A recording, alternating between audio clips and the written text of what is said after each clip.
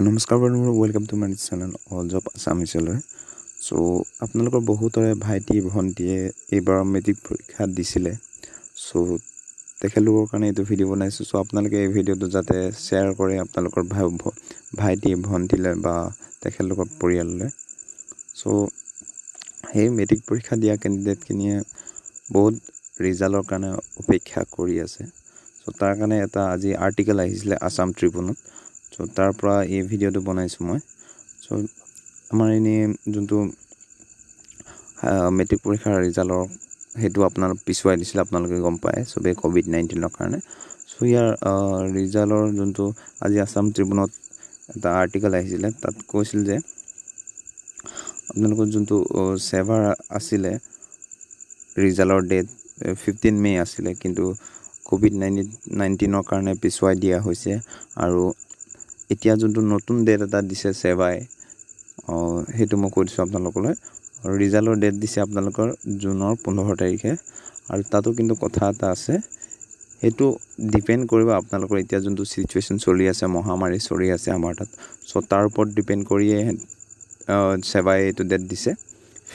জুনৰ 15 তাৰিখে আপোনালোকৰ ৰিজাল্ট দিম বুলি কৈছে সো এইটোৱে আছিল আজি খবৰটো এইখিনি ডিপেন্ড কৰিব সিচুৱেচনৰ লগত কেনেকুৱা ধৰণৰ পৰিস্থিতি আহে বা হয় পাছত এতিয়া আমি কথা পাতিম হাই সেকেন্ডাৰী ৰিজাল্টৰ ওপৰত হাই সেকেন্ডাৰী ৰিজাল্টৰ ডেটটো বহুতে জানিব বিচাৰিছে সো চাই যাওক ভিডিওটো শেষলৈকে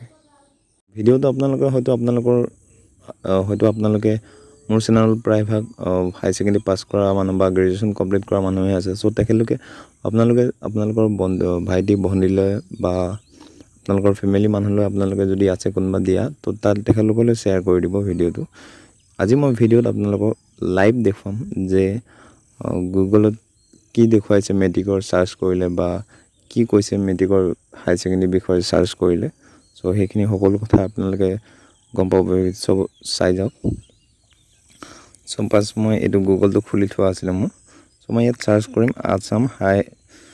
এইচএছ ৰিজাল্ট 2020 সো মই ইয়াত সাৰ্চ কৰিলো সো ইয়াত সাৰ্চ কৰি দিয়াৰ পাছত ফাৰ্ষ্টত ইয়াত আপোনাৰ কৈছে যে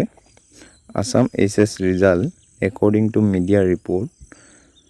মানে ইয়াত কৈছে আসামৰ হাই সেকেন্ডাৰী ৰিজাল্ট মানে মিডিয়া যোনখিনি কথা কৈছে আজিলৈকে সো মিডিয়াৰ ওপৰত ডিপেন্ড কৰি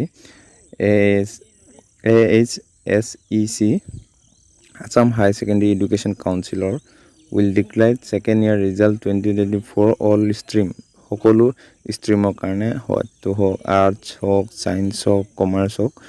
হেখিনি সকলো স্ট্ৰীমৰ কাৰণে ইয়াত from 20 জুন টু 25 জুনৰ ভিতৰত আপোনালোকে দিব বুলি কৈছে এক্সাম ডেট আছিল আপোনালোকে গম পায় 12 ফেব্ৰুৱাৰীৰ পৰা 14 মাৰ্চ 12 ফেব্ৰুৱাৰীৰ পৰা 14 মাৰ্চ 2020 চনত হৈছিল আৰু ডিক্লেৰেশ্যন দিছে যে 20 জুনৰ পৰা 25 জুনৰ ভিতৰত according to media report অনুসৰি media report যিখিনি ৰিপৰ্ট দিছে তাৰ ওপৰত ভিত্তি কৰি আপোনালোকৰ 20 জুনৰ পৰা 25 জুনৰ ভিতৰত আসাম হাই সেকেন্ডাৰী ৰিজাল্ট দিব সো এটো এক্সপেক্টেড হয় এটো একদম দিব বুলি কোৱা নাই খালি এটো কৈছে যে মিডিয়া যিখিনি কথা কৈছে বা চৰকাৰী মিডিয়াক যিখিনি কথা কৈছে হেতুৰ ওপৰত ভিত্তি কৰি এটো কোৱা হৈছে আৰু এটোই আছিল কবলে আৰু এটো অকল ডিপেন্ড কৰিব সিচুৱেচনৰ ওপৰত কাৰণ অসমৰ পৰিস্থিতি আৰু এতিয়া ভয়াবহ হৈ গৈ আছে সো আপোনালোকে ভালকে থাকিলে ভাল হ'ব সো আজিলে মানে ভিডিওটো ভাল লাগিলে শেয়াৰ কৰিব লাইক কৰিব কমেন্ট কৰিব আৰু সাবস্ক্ৰাইব